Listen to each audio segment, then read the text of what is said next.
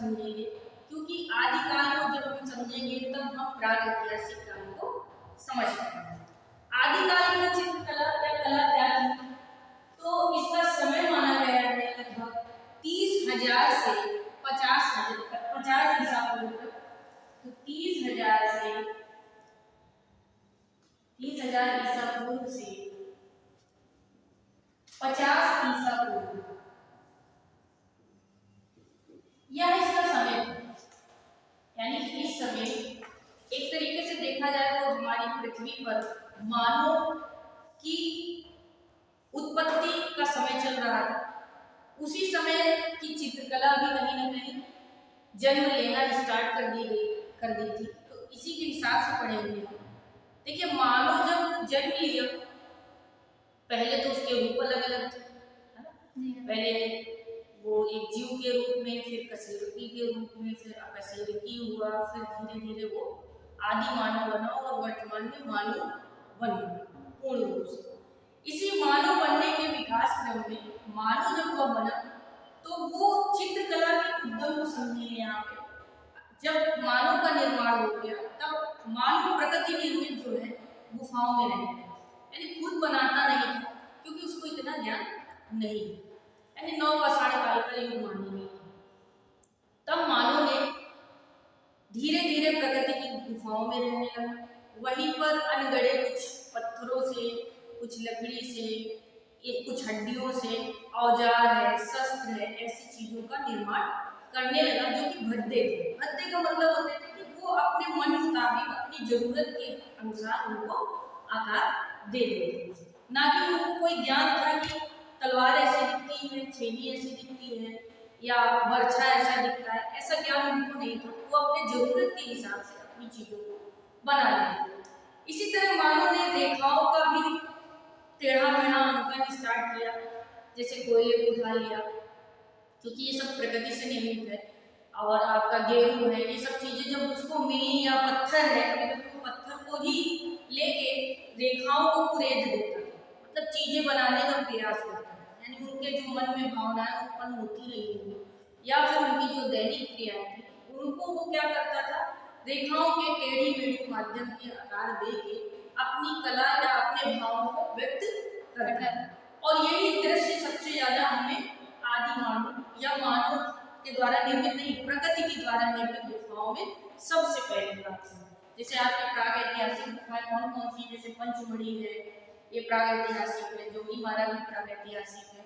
उससे पहले अगर जाएंगे यूरोप वगैरह में तो लास्को की गुफाएं, लास्को की है, और एक गुफा की और है। तो इस तरह की जो गुफाएं मिली हैं, उनमें कहीं ना कहीं सिर्फ हम लोगों को प्रागैतिहासिक दृश्य ही मिले, क्योंकि मानव उसमें ज्ञानी नहीं। तो धीरे धीरे जब मानव आगे बढ़ा तो अनगिनत अनेक पत्थर के यंत्र बनाए, प्रकृति के द्वारा निर्मित गुफाओं में रहा, अपने से रेखाओं को अंकित करते करते वो आगे बढ़ना स्टार्ट किया। इसी तरह फिर आदिकाल में अगर हम देखें तो चित्रकला को एक तरीके से परिभाषा मिलती है। चित्रकला की परिभाषा ऐसे करेंगे, यानी कि इस समय अब हमें थोड़ा सा आसान हो गया कि हम चित्रकला को अपने शब्दों में परिभाषित कर सकते हैं। तो जैसे मानव ने क्या किया, प्रागैतिहासिक, उन्होंने किया क्या, धरातल जैसे उन्हें मिला, समतल मिला, या काष्ठ फलक मिल गया, या रंग रेखाएं जो मिली हमको, तो हमें लगा कि अब हम चित्रकला को परिभाषित कर सकते हैं कि चित्रकला रेखा प्रधान है, रंग प्रधान है, या किसी काष्ठ फलक में या धरती में कहीं भी उकेरी जा सकती है। फिर आदिमानव को इसी प्रकार से चित्रकला को परिभाषित करने का एक विषय मिला, और वो इन टेढ़ी मेढ़ी रेखाओं, काष्ठ फलक, धरातल आदि के माध्यम से वो चित्रकला को हम परिभाषित कर सकते हैं। यानी कि उनकी रेखाओं और उनके प्रयोगों के आधार पर हमें कहीं ना कहीं कला की पहचान मिल गई। तो जैसे मनुष्य ने समतल जमीन, काष्ठ फलक, काष्ठ माने लकड़ी, ठीक है, रेखा, रंग आदि का प्रयोग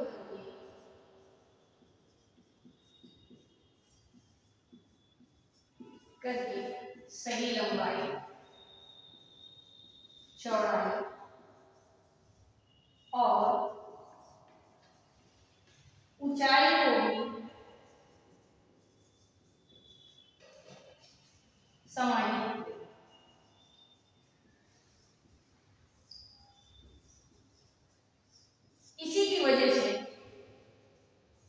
इसकी वजह से हम कला को परिभाषित करते हैं।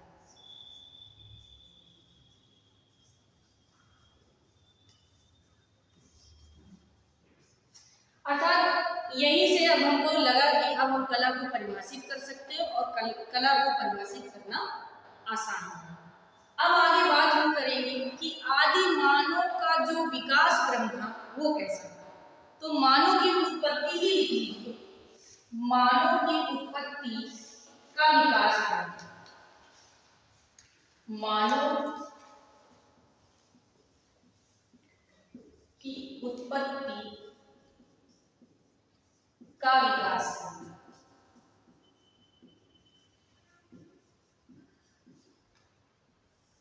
अब जो मानव की जो उत्पत्ति हुई उसका भी कोई ना कोई एक विकास क्रम रहा होगा और हमारे मन में हमेशा सवाल रहा है कि पृथ्वी पर मनुष्य कब, कहाँ, कैसे विकसित हुआ, किस सभ्यता में उसका जन्म हुआ और चित्रकला का भारत में कब जन्म हुआ। भाई अगर मनुष्य का जन्म हुआ है पहले तो हम उसे जानेंगे, उसके बाद ही हम जान पाएंगे कि हमारे भारत में चित्रकला का विकास कब हुआ, कैसे उन्नति की ओर बढ़ी। और इस प्रकार के प्रश्न हमेशा विवाद में बने ही रहे, क्योंकि कभी कोई लिखने पढ़ने वाली चीजों के माध्यम से तो हमें साक्ष्य मिले नहीं। हमने जो चीजें जो उनके औजार हैं या उनके द्वारा जो चीजें हमें प्राप्त हुई खुदाई के द्वारा, उन्हीं से हम अंदाजा लगाए कि मानो इतने वर्ष पहले ऐसा था और उसकी उत्पत्ति इस आधार पर थी। और इसी तरह हम अपनी चित्रकला को भी जानेंगे। फिर उसके बाद जब प्राग ऐतिहासिक की तरफ मानव प्रवेश करता है तो प्राग ऐतिहासिक काल में मानव संस्कृति, सभ्यता, भाव, विचारों का विकास कर चुका है। यानी जब वो प्राग ऐतिहासिक काल में आ जाता है, जब वो प्राग ऐतिहासिक काल में आता है, प्राग ऐतिहासिक काल, जब इस काल में मानव पहुंचेगा तो वो कहीं ना कहीं अपने संस्कृति और सभ्यता का विकास कर चुका था। इसी के तथ्य पर आज हम लोग प्रकाश डालेंगे, यानी कि कैसे विकास क्रम था उसका। तो पहले जो है इन्हीं के आधार पर मानव पहले जीव के रूप में आया। तो मानव का जो विकास क्रम था, मानव का विकास क्रम जीव के आधार पर।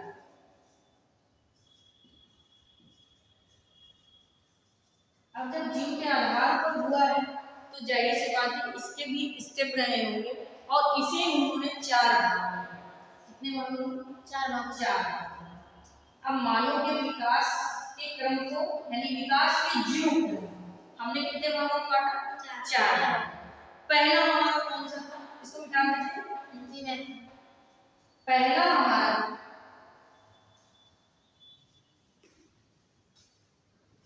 4 भाग थे। पहला है हमारा एजोइक युग। दूसरा क्या है? दूसरा है हमारा पोलोजोइक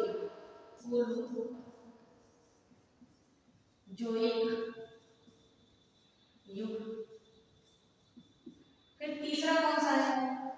तीसरा है हमारा मेसोजोइक युग।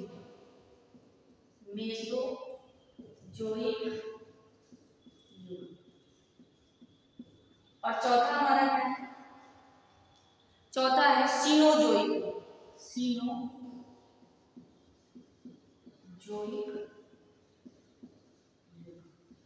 यानी 4 युग बांटे, एजोइक युग, पोलोजोइक युग, मेसोजोइक युग, सीनोजोइक युग, ये 4 युग।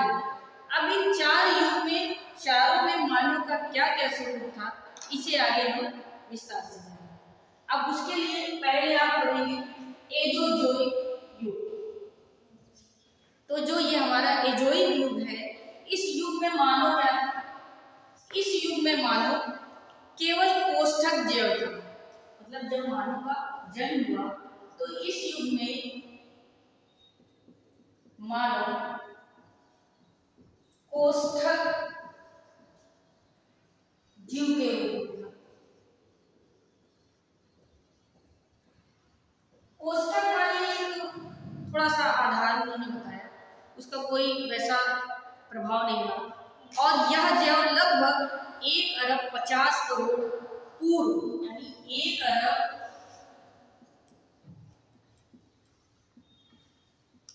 50 करोड़ वर्ष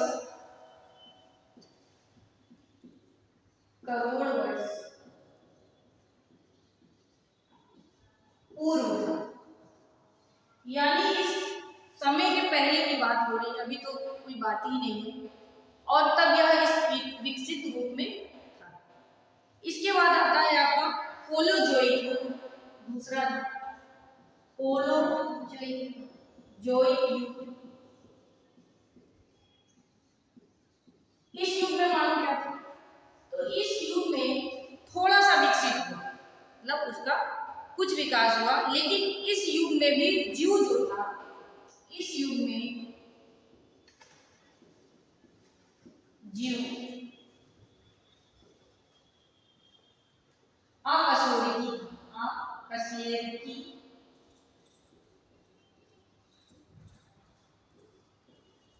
अब ये अकशेरुकी क्या है आपके मन में ये सवाल है ना, इसका क्या अर्थ है? तो इसका अर्थ है जिसके रीढ़ की हड्डी ना हो, जिसमें ऐसे जिसमें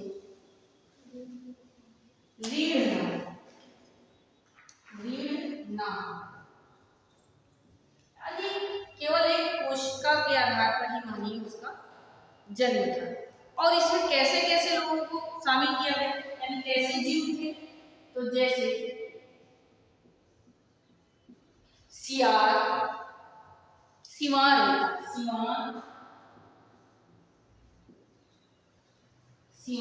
स्पंज, रेंगने वाले जीवधारी, स्पंज, रेंगने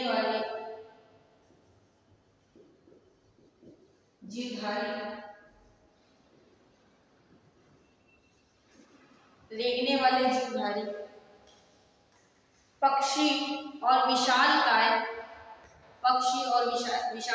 वृक्ष, पक्षी और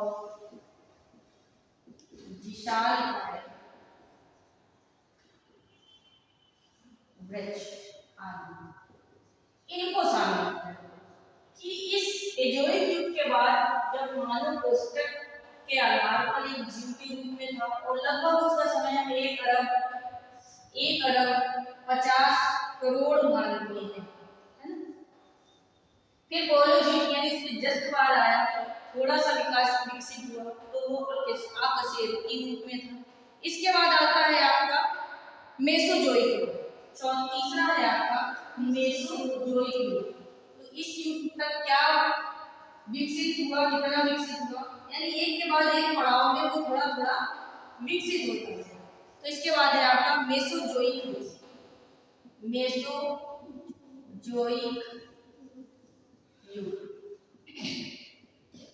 ये तीसरा पॉइंट है आपका। और इसमें कैसा था मानव?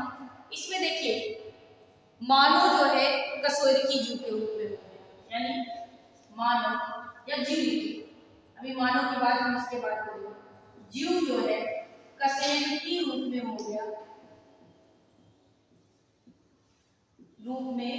गया, अर्थात उसमें क्या हो गया, रीढ़ विकसित है,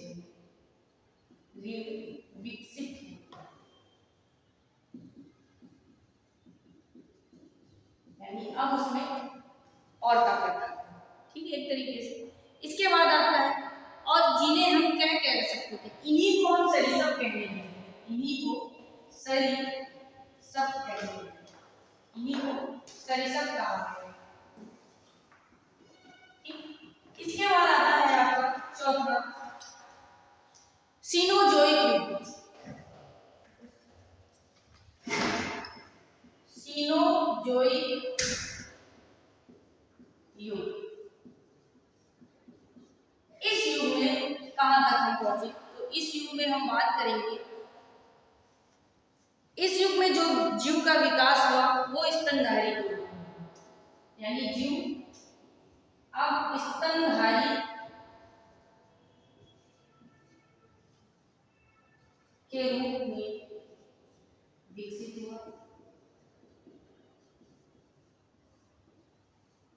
भाई अब स्तनधारी हो गया, यानी अब रहना चलना सब आ गया, जिसमें हम किसको लेंगे, वन मानुष, यानी इसके अंतर्गत क्या है, वन मानुष, यानी अब वन मानुष का जन्म हो चुका, हम वन मानुष बन चुके थे। यहाँ जब वन मानुष की उत्पत्ति हो गई, उसके बाद जो आज, यानी जो आज हम रूप देखते हैं, जो आज हम रूप देख रहे हैं,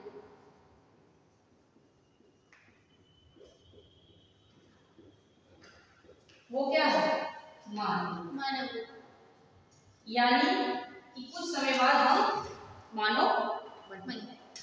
अब जब हम मानव रूप में आ गए तो जाहिर सी बात है कि अब किसकी उत्पत्ति हो गई, मनुष्य की उत्पत्ति हो गई। और लगभग अगर इसका समय माना जाए तो ये कितने वर्ष में, 20 लाख वर्ष में, 20 लाख वर्ष, यानी अब हम मानो इस समय बन गए। और यही सृष्टि के विकास का क्रम है, और यही सृष्टि का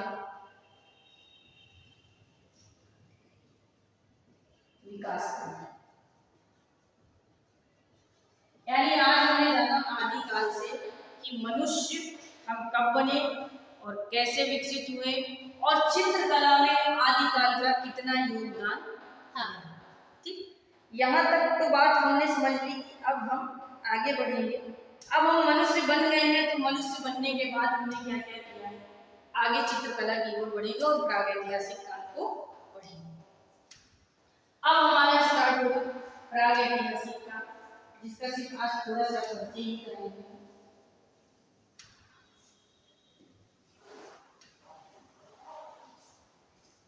अब आपका शुरू होता है प्रागैतिहासिक काल।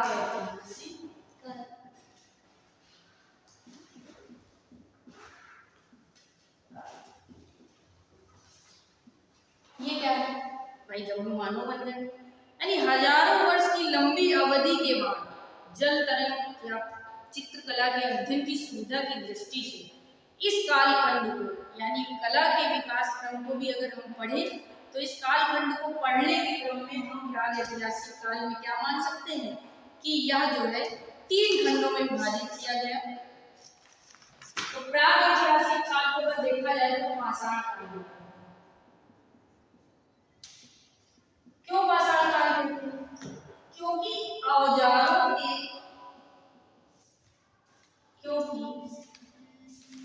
पत्थरों के औजार या अनेक साक्ष्य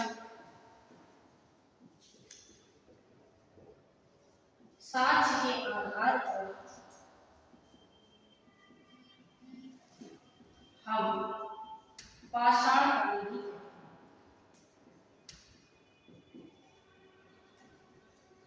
ठीक है, इतनी बात समझ में आई। प्रागैतिहासिक काल को हम पाषाण काल क्यों कहते हैं, क्योंकि यहाँ पत्थरों से संबंधित कुछ साक्ष्य, अनगढ़े औजार, चीजें प्राप्त होना, उसकी वजह से हम इसे क्या कहते हैं, कहीं ना कहीं पाषाण कहते हैं। अच्छा, सुविधा की दृष्टि से कहा गया है, क्योंकि अध्ययन की, अब इसको अध्ययन की दृष्टि से, अध्ययन की दृष्टि से प्रागैतिहासिक काल को 3 भागों में बांटा है, ठीक है। अब प्रागैतिहासिक काल को 3 काल में प्रागैतिहासिक काल को कितने भागों में बांटा गया, 3। इसे हम 3 भागों में बांटे अध्ययन की दृष्टि से। पहला भाग पूर्व पाषाण काल। इसी पूर्व पाषाण काल को हम और किस नाम से जानते हैं? नहीं, कुछ तो कहते हैं पुरातन प्रास्तर युग। प्रास्तर का मतलब भी क्या होता है? पाषाण। हमने यहाँ माना कि प्राग ऐतिहासिक काल को हम पाषाण काल ही कहते हैं, इसलिए प्रास्तर शब्द का यहाँ इसलिए प्रयोग हुआ है कि बार बार क्योंकि हम पाषाण यानी पत्थरों की उनकी चीजें, औजार, साक्ष्यों के माध्यम से इस काल को जान रहे हैं।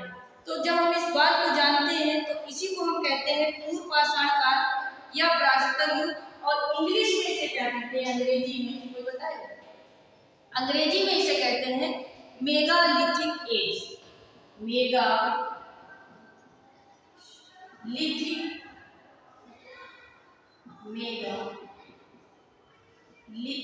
एज। देखिए मेगालिथिक का मतलब ही ये है पत्थर युग, और इस पूरा पाषाण काल का समय यानी पूर्व पाषाण काल का समय हम कितना मानते हैं? 30,000 ईसा पूर्व से 30,000 ईसा पूर्व से 25,000 ईसा, यानी इसका समय जो था ये कब से कब तक चली? 30,000 ईसा पूर्व से 25,000 ईसा पूर्व। और ईसा पूर्व हमेशा बढ़ते से घटते क्रम में चलता है, ये आपको पता है। इसके बाद जो इसका दूसरा भाग था यानी जो दूसरे भाग में बटा गया उसे हम कहते हैं मध्य पाषाण काल। मध्य पाषाण काल।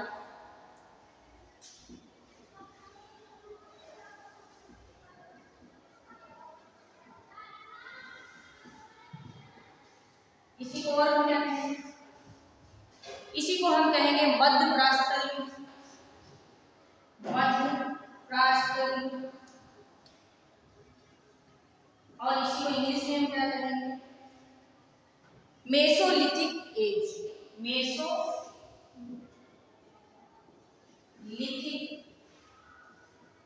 एज।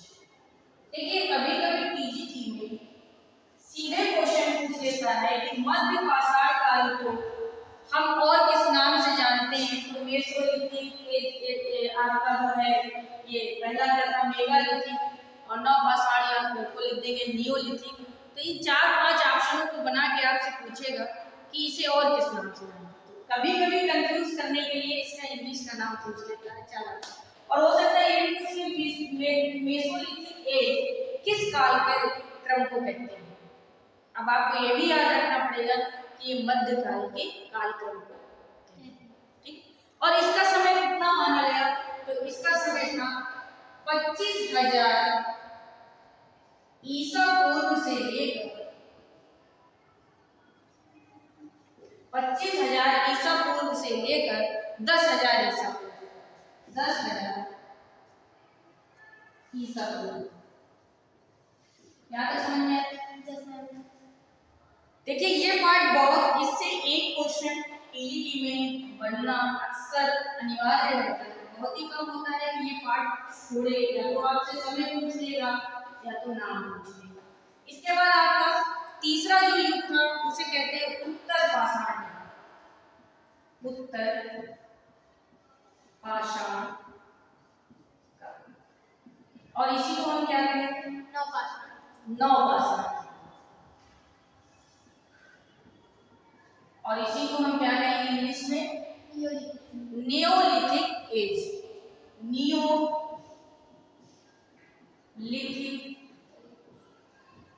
एज यही युग है जिसमें मानव अधिक विकसित होता चला। और इसका समय माना गया है 10,000 ईसा पूर्व से 10,000 ईसा पूर्व से